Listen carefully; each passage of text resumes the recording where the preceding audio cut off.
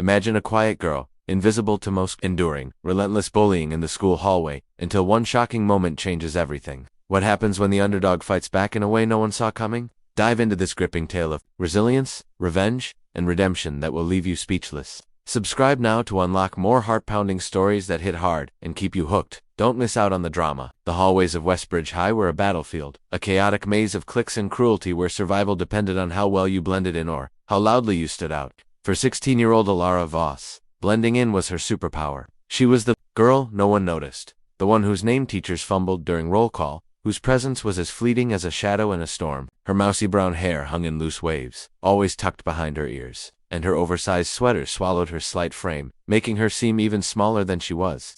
Alara liked it that way. Invisibility was safe. It kept her out of the crosshairs of people like Mason Caldwell, the golden boy of Westbridge's football team, whose charm was amassed for his vicious streak. Mason and his pack Leela, Tara, and Derek ruled the school with an iron grip, their laughter a weapon that cut deeper than any blade. They didn't just bully, they orchestrated torment with the precision of a symphony, picking their targets with care and dismantling them piece by piece.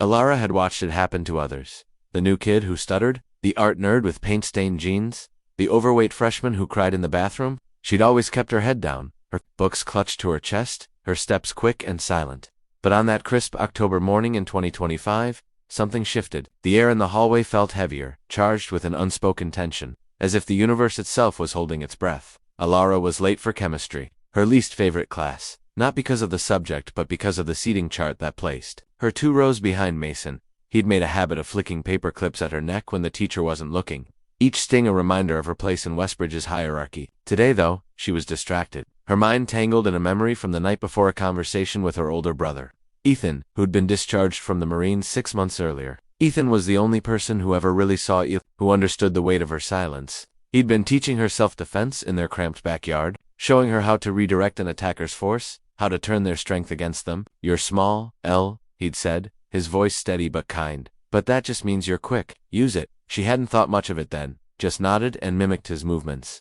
her wrists aching from the unfamiliar motions. But now, as she hurried through the crowded hallway, her backpack bouncing against her spine, Mason's voice cut through the noise like a siren. "Hey, ghost girl," he called, his tone dripping with mockery. The nickname had stuck since freshman year, when Alara had tripped in the cafeteria and spilled her tray, earning a chorus of laughs that still echoed in her nightmares. She froze, her sneakers squeaking against the linoleum. The hallway didn't stop, moving kids shoved past, lockers slammed, phones buzzed, but for Alara, time slowed. Mason was leaning against a locker, his Letterman jacket slung over one shoulder, his grin sharp enough to draw blood. Leela and Tara flanked him, their matching blonde ponytails bobbing as they giggled. Derek, hulking and silent, stood behind them, cracking his knuckles like he was auditioning for a mob movie. "What's the rush, ghost girl?" Mason said, stepping closer. "Got a date with the library? Or you just scared of your own shadow?" The crowd parted, sensing the show about to begin.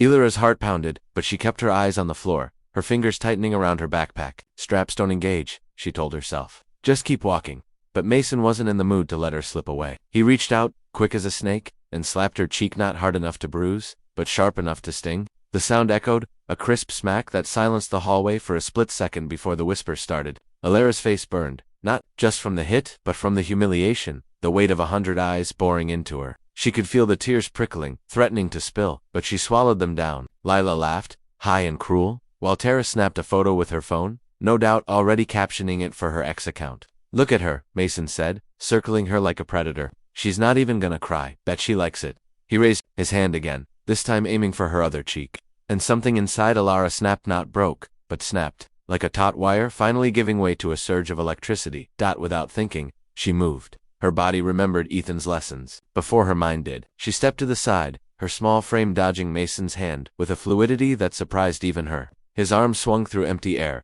throwing him off balance, and in that split second, Alara acted. She grabbed his wrist, twisted it the way Ethan had shown her, and yanked it down while driving her elbow into the joint. There was a sickening crack, like a branch, snapping underfoot, and Mason screamed a raw, guttural sound that didn't match his polished exterior. He crumpled to his knees, clutching his arm, his face contorted in pain. The hallway went silent, the kind of silence that feels like the world holding its breath. Leela and Tara stared, their mouths open, while Derek took a step back. His bravado gone. Alara stood there, her chest heaving, her hands trembling, her mind racing to catch up with what she'd just done. She hadn't meant to break his elbow, she hadn't even known she could, but the evidence was right there. In Mason's whimpers and the unnatural angle of his arm, the crowd erupted into whispers. Phones already out, recording the aftermath. Alara's invisibility was gone, shattered in a single moment. She felt exposed, raw, like a nerve laid bare. Before anyone could say anything, a teacher's voice boomed from the end of the hallway. Mrs. Kessler, the no-nonsense history teacher who always seemed to appear at the worst possible moments. "What is going on here?" she demanded, pushing through the crowd. Alara's stomach dropped. She'd never been in trouble before, never even gotten a tardy slip.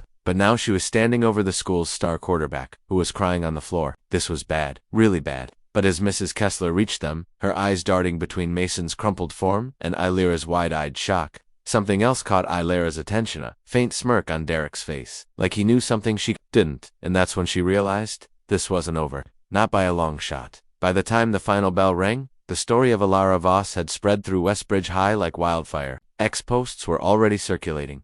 Grainy videos of the incident captioned with hashtags like #GhostGirlSnaps and #MasonGotWrecked. Some called her a hero, others a psycho. But everyone agreed on one thing.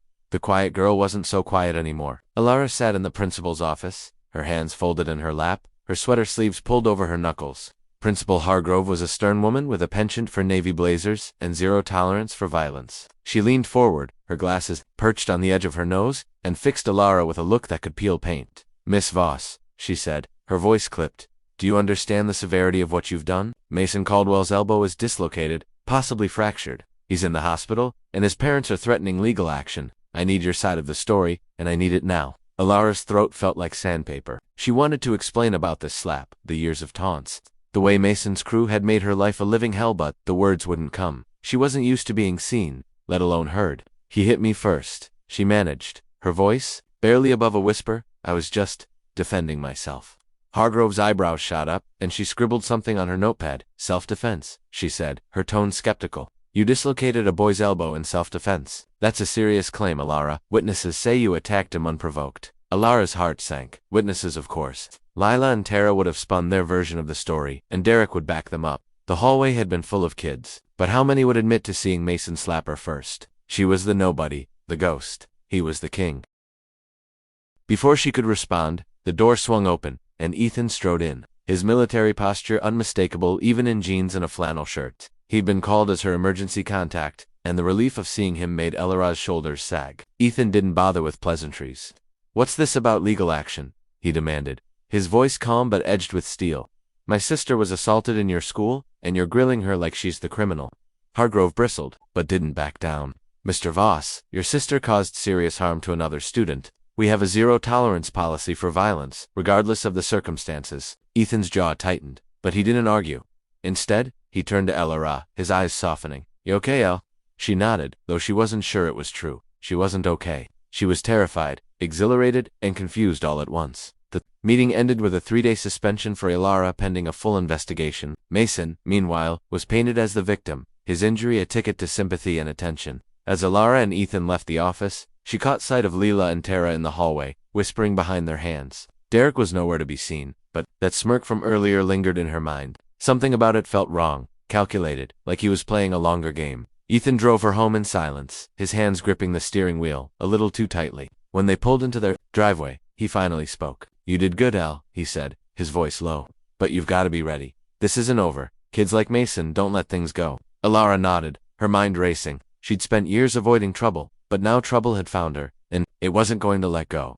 That night, Allara couldn't sleep. She sat on her bed, scrolling through X on her ancient laptop, watching the narrative take shape. Some posts praised her, calling her a badass for standing up to Mason, but others were vicious, accusing her of faking the slap to justify her psycho outburst. One post, from an anonymous account, sent a chill down her spine. "Ghost, girl's gonna regret this. She doesn't know who she's messing with." The account had no profile picture, no followers, but the words felt personal, like a warning carved in stone. She closed her laptop, her heart pounding, and stared at the ceiling. Ethan's words echoed in her head. This isn't over. She didn't know what was coming, but she knew she couldn't go back to being invisible. Not anymore. Illyra's suspension was supposed to be a punishment, but it felt like a reprieve. 3 days away from Westbridge's suffocating hallways gave her time to think, to process what she'd done and what it meant. Ethan kept her busy, dragging her to the backyard for more self-defense lessons, teaching her how to block punches, escape holds, and strike with precision. "You're not a victim, Elle," he said, adjusting her stance. "Don't let them make you one." But even as she practiced, her mind kept drifting to that anonymous ex-post who had sent it. Lila and Tara were obvious suspects, but the tone felt different, colder, more deliberate. And then there was Derek, the silent giant who'd watched Mason's downfall with that unsettling smirk. Alara couldn't shake the feeling that he was the key to something bigger, something she couldn't yet see. On the second day of her suspension, Alara's best friend Priya came over with a bag of takeout and a worried frown.